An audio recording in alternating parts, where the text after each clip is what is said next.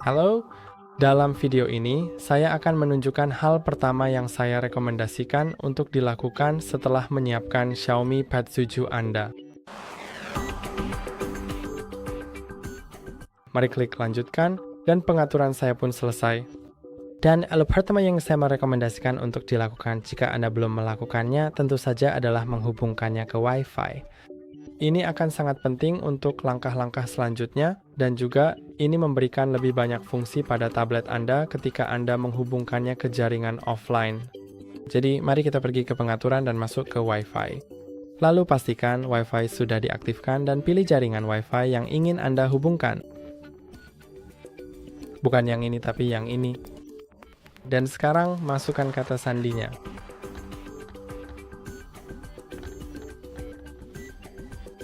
Klik sambungkan, dan jika kata sandinya benar akan muncul warna biru, dan di sini akan ada simbol Wi-Fi di bilah status. Setelah kita terhubung ke jaringan, kita harus pergi ke tentang tablet dan periksa pembaruan. Memperbarui sistem Anda sangat penting karena membuatnya lebih aman, memastikan tablet Anda berjalan lancar, dan juga memberikan fitur-fitur terbaru. Jadi saya akan klik pada Xiaomi HyperOS lalu akan mulai memeriksa pembaruan. Dan saya rasa sudah menemukan beberapa, jadi saya akan klik pada Xiaomi Community. Saya tidak tahu kenapa itu muncul. Oke, mari kita kembali ke pengaturan sebenarnya. Saya akan pergi ke sini, lalu klik pada perbarui karena sudah muncul. Oke, sekarang saya punya tombol unduh pembaruan, jadi saya akan klik tombol itu. Dan sekarang kita mungkin perlu menunggu beberapa saat yang mungkin akan lebih lama dari yang kamu harapkan. Jadi saya akan colokkan chargernya.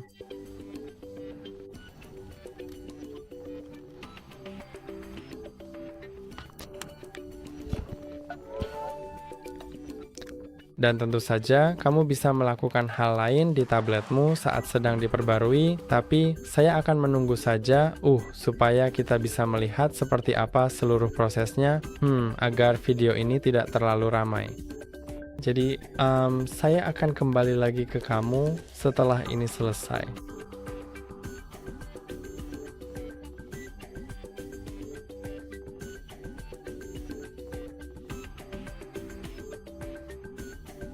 Tablet barusan saja selesai diperbarui dan saya perlu...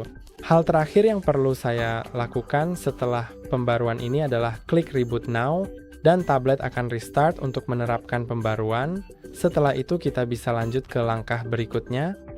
Tentu saja jika pembaruan menunjukkan bahwa versi kamu sudah yang terbaru, kamu tidak perlu memperbaruinya karena memang tidak ada pembaruan yang harus dilakukan.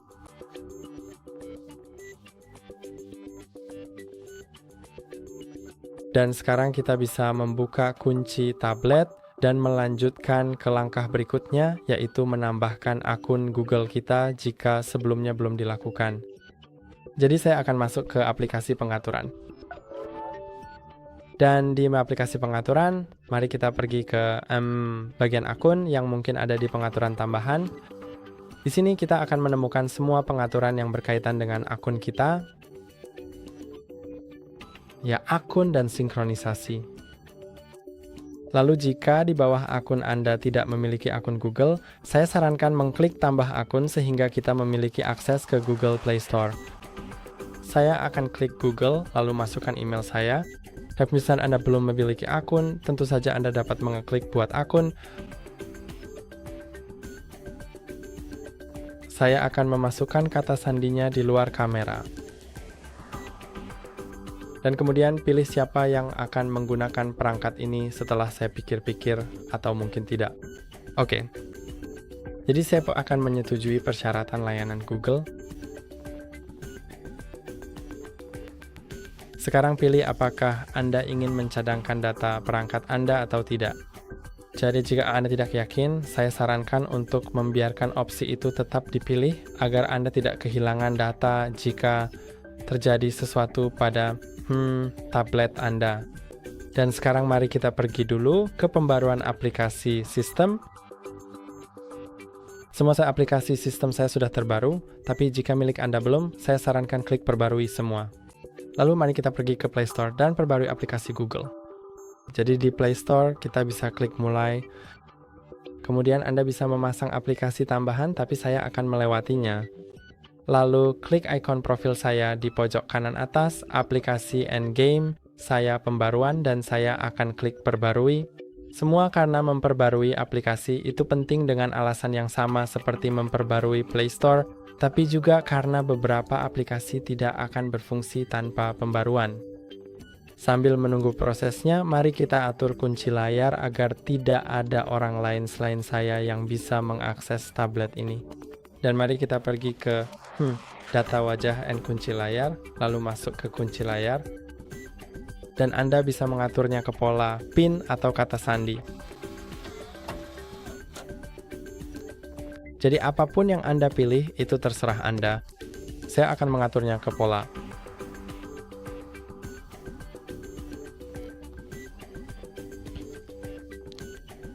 Oke, Anda bisa menggeser ke atas dari berbagai tempat.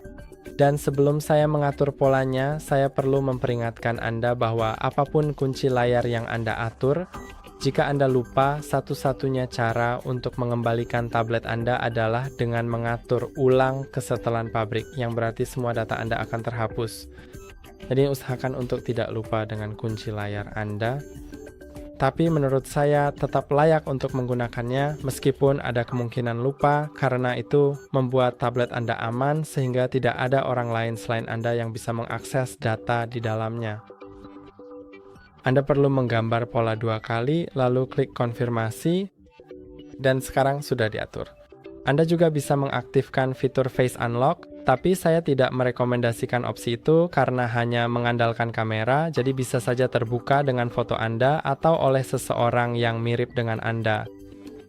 Ada tablet dan ponsel di pasaran yang menggunakan sensor IR, tapi yang satu ini hanya mengandalkan kamera, sehingga keamanannya cukup rendah.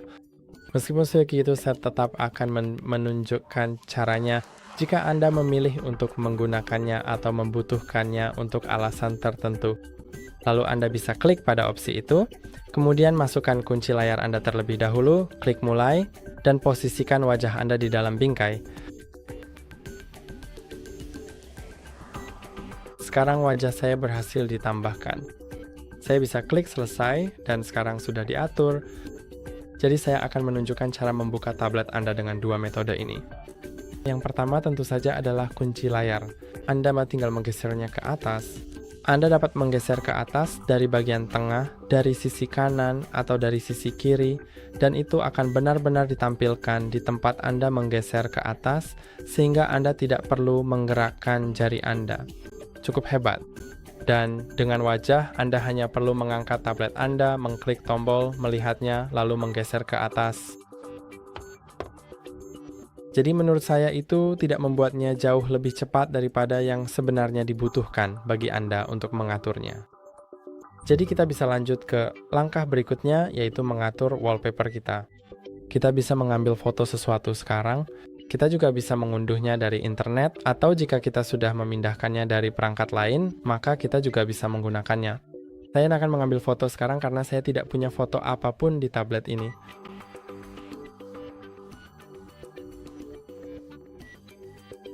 Oke, saya sudah punya fotonya. Dan sekarang yang bisa saya lakukan adalah masuk ke pengaturan. Di pengaturan, masuk ke bagian personalisasi, dan sekarang kamu bisa menemukan berbagai wallpaper di sini, yaitu wallpaper bawaan sistem. Tapi jika kamu ingin mengatur, bukan wallpaper sistem, melainkan wallpaper dari foto kamu sendiri, saya rasa kamu perlu masuk ke galeri dulu, lalu izinkan semua foto, dan sekarang pilih foto yang ingin kamu jadikan wallpaper. Kemudian klik 3 titik di pojok kanan atas dan pilih atur sebagai wallpaper. Lalu klik izinkan semua, dan sekarang kamu bisa menyesuaikan foto ini. Kamu bisa mencubit layar untuk memperbesar, memperkecil, atau melakukan apapun yang kamu mau dengan foto tersebut. Kamu juga bisa menambahkan efek seperti blur, kaca, atau yang lainnya. Menurut saya, efek kaca ini terlihat cukup bagus. Kamu juga bisa menambahkan efek matte, tapi saya akan membiarkannya seperti ini saja. Mari kita lihat efek lainnya. Oke, menurutku ini yang paling hebat. Saya pikir Anda juga dapat menyesuaikan jamnya. Jadi saat Anda mengklik layar, Anda dapat mengubah pratinjau. Menurut saya jam tersebut sebenarnya tidak dapat disesuaikan sekarang, mungkin nanti. Saat saya mengeklik terapkan, saya dapat mengaturnya sebagai layar kunci atau layar beranda atau keduanya. Jadi saya akan mengaturnya sebagai layar kunci saja. Dan ya, saya tidak bisa menyesuaikan jamnya. Jadi mari kita lihat. Beginilah tampilannya sekarang. Kelihatannya cukup hebat. Dan sekarang kita bisa lanjut ke langkah berikutnya, yaitu menghapus beberapa aplikasi. Jadi saat Anda menggeser ke atas, Anda masuk ke Google Search, jadi tinggal ada perpustakaan aplikasi. Oke. Jadi karena tidak ada perpustakaan aplikasi, semua aplikasi yang kita miliki ada di layar utama. Jadi saya akan menunjukkan aplikasi-aplikasi yang bisa dihapus. Tentu saja Anda bisa tetap menyimpannya jika mau, jika Anda berencana menggunakannya. Namun jika tidak, Anda akan tahu bahwa itu dapat dihapus.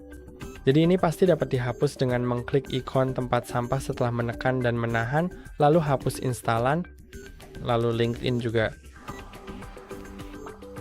lalu juga Netflix. Saya tahu banyak orang menggunakannya, jadi tentu saja Anda bisa menyimpannya, begitu pula TikTok. Namun selain itu, aplikasi lainnya adalah aplikasi sistem, jadi kecil kemungkinannya untuk dihapus instalasinya. Mungkin Mi Canvas ya, tapi saya akan membiarkannya karena sepertinya itu untuk menggambar.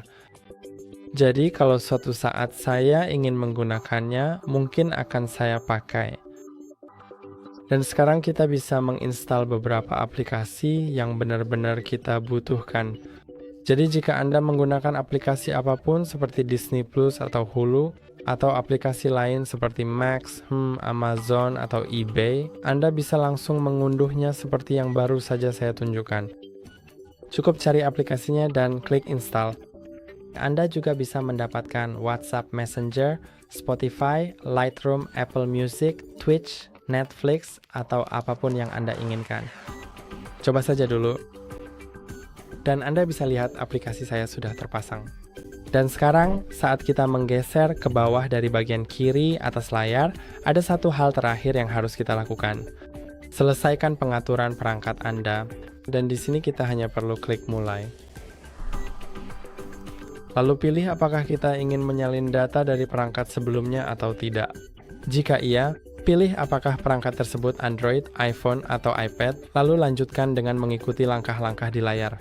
Saya akan melewatinya, tapi ingat bahwa jika Anda melewatinya sekarang, maka Anda tidak akan ditanya lagi nanti, dan Anda tidak akan bisa melakukannya melalui metode bawaan. Jadi Anda masih bisa melakukannya dengan alat tambahan, aplikasi resmi, dan semacamnya. Tapi jika Anda ingin melakukannya dengan metode Google, sebaiknya lakukan sekarang. Saya akan melewatinya. Sekarang Anda sebenarnya ditanya lagi apakah ingin menyalin aplikasi dan data. Jadi kali ini, jika Anda klik jangan salin, Anda tidak akan bisa melakukannya lagi. Lalu pilih browser ke mesin pencari default Anda.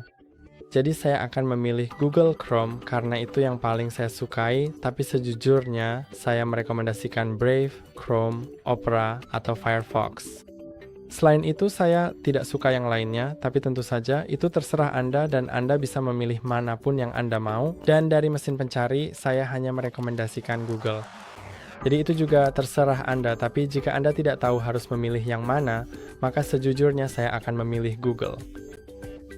Lalu Anda juga bisa setuju atau tidak setuju dengan Nearby Share agar kontak Anda bisa berbagi dengan Anda jika mereka berada di dekat Anda. Saya akan setuju dengan itu. Lalu saya akan klik lanjutkan. Dan Anda bisa mengaktifkan Hey Google yang akan mengaktifkan Gemini Assistant secara hands-free dengan mengucapkan Hey Google dengan lantang. Saya akan menyalakannya. Dan jika Anda menyalakannya untuk pertama kali, Anda mungkin akan diminta untuk mengucapkan 4 frasa dengan lantang agar bisa mengatur voice match. Dan sekarang Anda juga bisa menambahkan kartu Google Pay. Jadi Anda bisa menambahkan kartu pembayaran yang Anda miliki, dengan mengklik tambah kartu dan memindainya dengan kamera atau memasukkan detailnya secara manual, lalu memverifikasinya dengan bank Anda melalui pesan, panggilan telepon, atau aplikasi bank jika Anda sudah menginstalnya. Dan setelah itu Anda akan bisa membayar dengan Google Pay di berbagai situs web. Saya akan melewatinya. Lalu Anda bisa menyesuaikan beberapa hal lagi, dan saya akan klik tidak, terima kasih, dan semua yang ingin saya tunjukkan sudah selesai. Itu saja untuk hari ini. Jangan lupa untuk like dan subscribe. Sampai jumpa di lain waktu.